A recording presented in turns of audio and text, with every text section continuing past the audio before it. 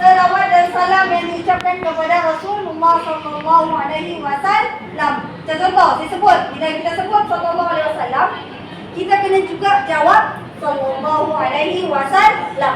Kalau nak jawab, kita tergolong dalam golongan yang kedekut. Kalau kita kedekut menyampaikan selawat kepada Rasulullah, kita tidak akan dapat syafaat daripada Rasulullah. Mendapat syafaat tak? Mendapat pertolongan daripada Nabi ke tak waktu di akhirat nanti, waktu di padang mahsyar? Mau mesti banyakkan selawat. Bila kita baca orang sebut Rasulullah sallallahu alaihi wasallam, kita jawab apa? Sallallahu alaihi wasallam. Ada malaikat yang sampaikan. Oh, ini simpulan contoh. Oh, si Hafiza tadi dia baca selawat, sampaikan. Ini dia yang banyak selawatan. Contoh. Maknanya ada malaikat yang ditugaskan menyampaikan selawat yang kita ucap. Kemudian ada juga malaikat yang bertugas mendoakan kebaikan orang yang mengajar kebaikan. Contoh, kalau kita ajar ni, mestikah kita perlu ada sijil, ada kelulusan, ada ijazah dulu untuk ajar kebaikan? Perlu? Tak perlu.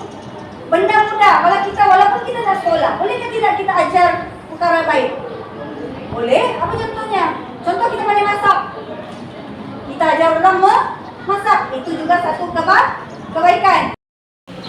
Kelebihannya orang yang mayat yang disolatkan, orang yang disolatkan itu dia akan diampunkan dosa-dosanya oleh Allah Subhanahu Wa Taala. Kalau sampai 100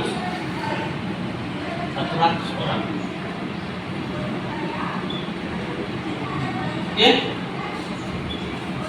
Oke, kita terus.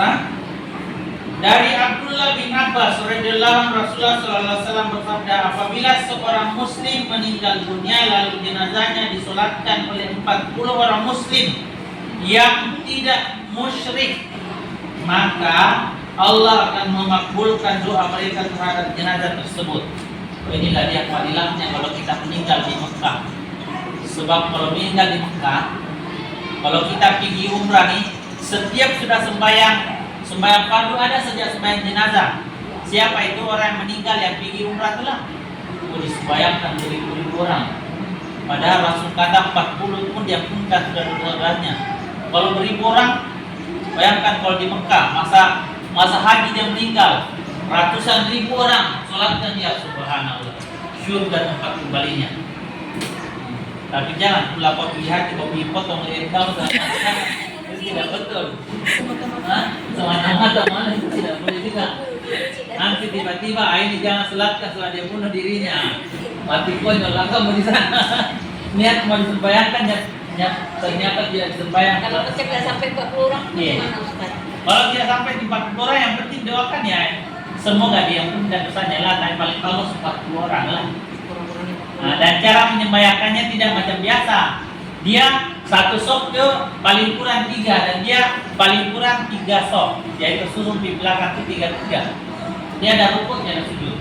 Kita tengok nanti dia bicara. Syarat-syarat sholat jenazah ini sudah belajar bersama dapat kita ulang saja. Syarat-syarat sholat jenazah. Ada tadi namanya syarat sah dan syarat wajib kan? Syarat sah itu juga dia mesti begitu juga. Syarat sah apa? Mesti menutup aurat, mesti suci dari hadas dan hadas kecil dan hadas besar, mesti menghadap kiblat. Nah itu syarat-syarat sholat tuh tidak pernah lari. Sholat jenazah, kajian, sholat apakah syarat sah mesti. Kalau tidak ditunaikan syarat sahnya maka tidak akan sah. Mestilah. Kalau tidak ambil dahulu tidak sah sebab tiada syarat sahnya tadi tidak sah. Kalau kamu pergi terus sembahyang tidak ambil dahulu, tidak sah itu sembahyang kamu. Jadi tidak dapat fadilah sebab tidak ikut. Tidak sah syarat sah. Syarat sah tadi kan untuk mengangkat hadas kecil mestilah ada wudu, mestilah suci daripada hadas kecil dan hadas besar. Hadas kecil itu adalah diangkat dengan menggunakan wudu. Kalau tidak ambil air wudu, maksudnya dia berhadas. Kalau berhadas maknanya sholat tidak sah. Jadi maksudnya ambil air wudu. Kayak kita kadang mau bawa air zam-zam berisi yang bawa betul ya kenapa kita ya setiap hari kita bagi air filter bukanlah air itu dengan air zam-zam maaf kita bayar oke setiap hari kita akan bagi air apa air zam-zam hotel air apa buang airnya isi air zam-zam kemudian kesetar bawa selotip bawa selotip bolong-bolong dalam kain masuk dalam bagasi nanti berat lagi berapa kilo boleh sikit-sikit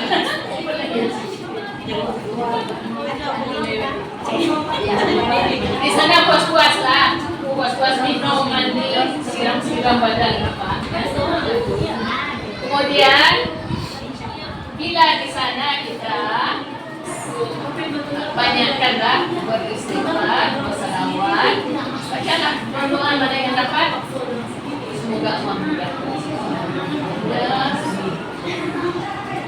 Yang enggak dapat kadang-kadang kita diuji macam-macam juga, diuji macam-macam, kadang diuji dengan kesenangan, diuji dengan kesusahan,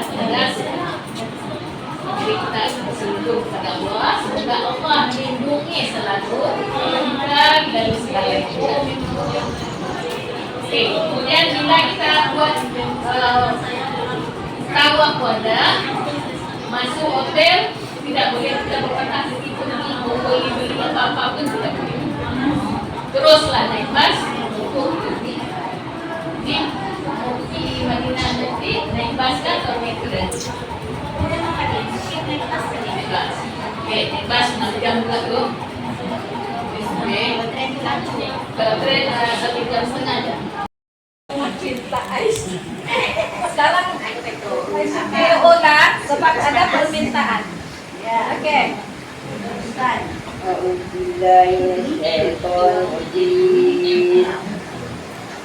Bismillahirrahmanirrahim.